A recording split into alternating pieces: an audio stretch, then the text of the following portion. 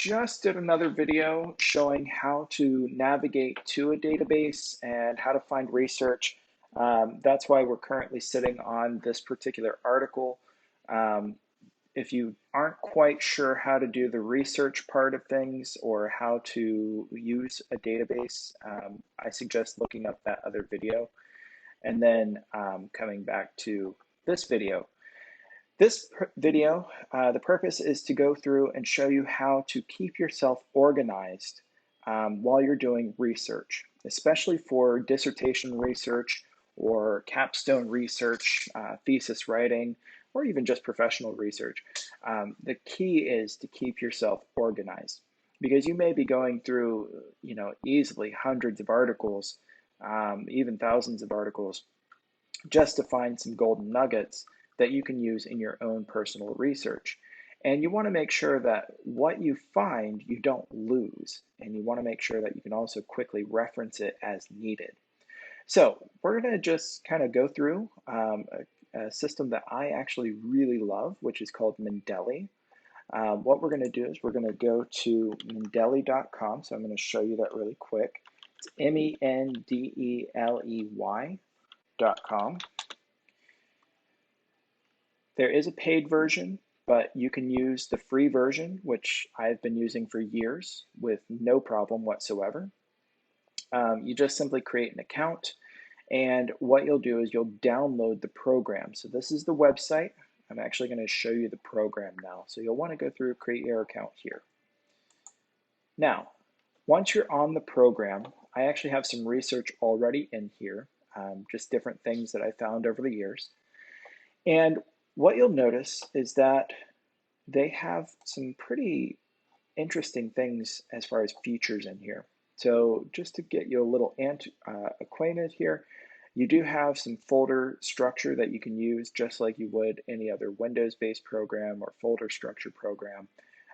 So you'll want to go through, create your folders as I did. You can even create subfolders, for example, looking at things like this. And that'll help you organize your research a little bit more that way. Now, here's the interesting part. Whenever you go in to create an article, an entry, you're going to add the entry manually. So I'm going to use that research paper that we just had up, this one. So this is Gender Difference in Verbal Performance, a meta-analysis of United States state performance assessments. So we're going to go ahead and just pull this title really quick. I can close out of that website. And I'm just going to bring this over here to make my life a little easier. Of course, it's not going to stick, but that's okay. Put that in there.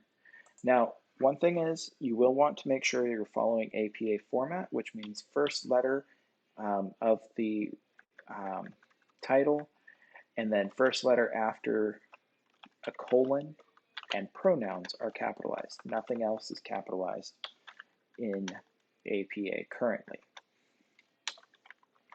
Not to say that that can't change in the future. So we're just going to go ahead and fix that. United States is a pronoun, so we are going to leave that as is. Now I need the author information, so I'm going to go back to my article really quick. My author is Peterson J.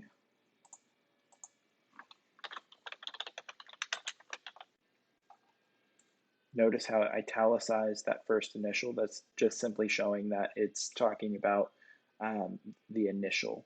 So it's the first letter of the person's first name.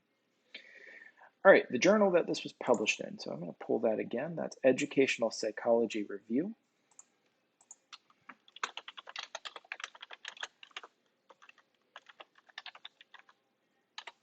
Yeah, it might help if I can type. The year that it was published was 2018. And actually, I'm going to see if I can. No, I can't move that. That's okay. 2018. It's because I'm in this little window here. The volume that it was published in was volume 30, issue number 4. Might help if I type 4 correctly. Pages were 1269 to 1281. So I'm simply inputting the information that I have available to me. I'll talk to you about the abstract in just a bit, but I'm not actually going to copy and paste the abstract from the article in here. I'm going to use that for a different purpose.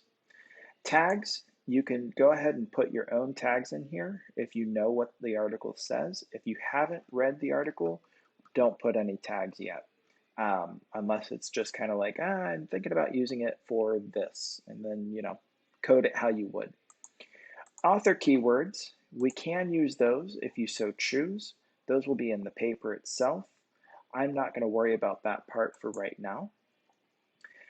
A DOI or a URL link, if you have a DOI, a digital object identifier, what you'll want to do is pull that. So this one does have one right here. So I'm going to pull that, and I'm going to simply paste it right here.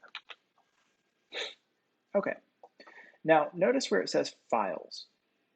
The files part is actually very, very important, because if you are able to download the full text article, in this case, this is a full text PDF, and I can download it from my database, then what you can do is you can include it, yes, allow, thank you. You can include it in Mendeley, which is very powerful for us. So we're going to go ahead and do that. I just downloaded the article. I'm going to go to my files once that pops up, and I want to pull from the right folder. It should just be in downloads, and it should be the one on the top right there.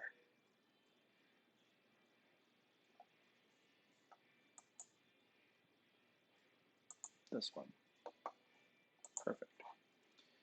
And what it did is it just added it to Mendeley. Now Mendeley, the free version, currently allows you to save up to 2 gigabytes worth of files on basically their cloud storage, which is fabulous.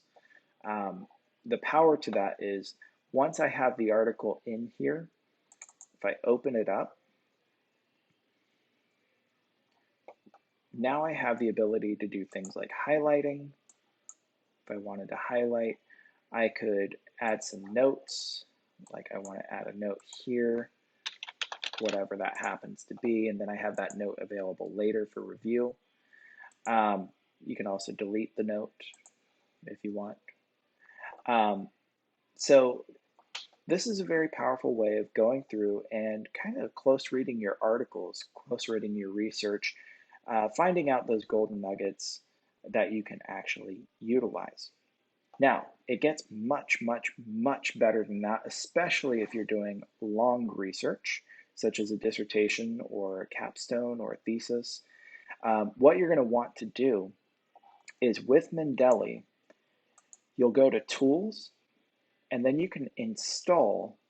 Mine says uninstall because I already have it installed, but yours would say install NS Word plugin. Now, once you do that, check this out. This is a very exciting part. I already have a document available to me. I'm going to show you how you can create your citation as you're working. That would be your in-text citation. But I'm also going to show you how you can build your full reference list or your citation list. So let's say this was an amazing article.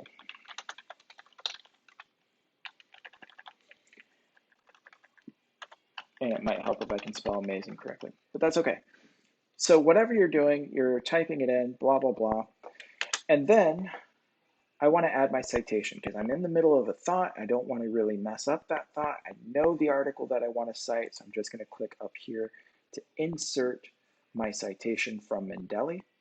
This is under that reference tab after you've installed your plugin. This came from Peterson, right there.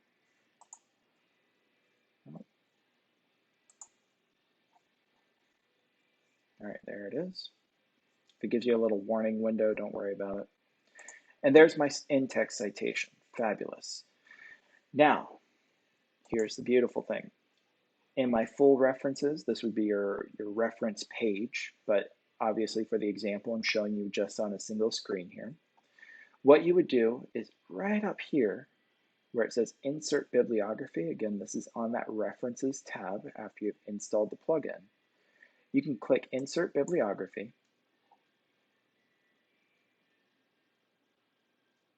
and it gives you the full citation in APA format. Now notice, you do have a style option here, so you want to make sure that you are on the American Psychology Association, the latest edition, and this is currently 6th. So you do want to make sure you have the right format. Now, you might be looking at this, oh, what did I just do? I just broke it because I switched the style. 1 second, guys.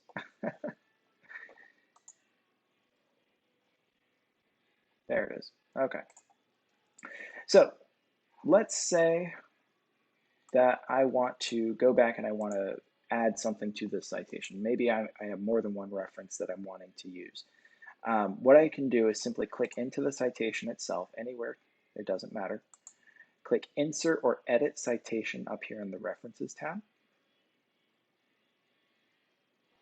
And let's just say I'm going to pull somebody, I'm going to pull Salkin because I'm looking at the desk copy on my desk.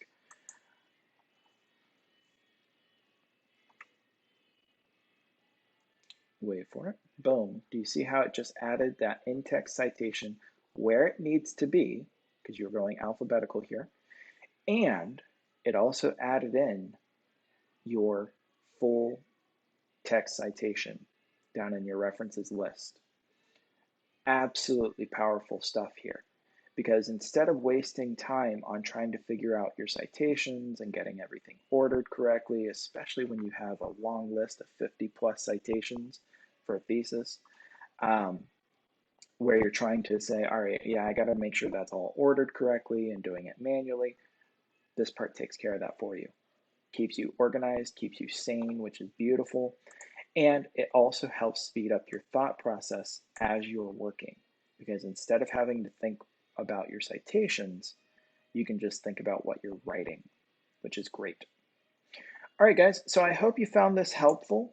I know I personally have loved using this program over the last several years. It got me all the way through my dissertation, and I've used it for professional research as well. Beautiful program.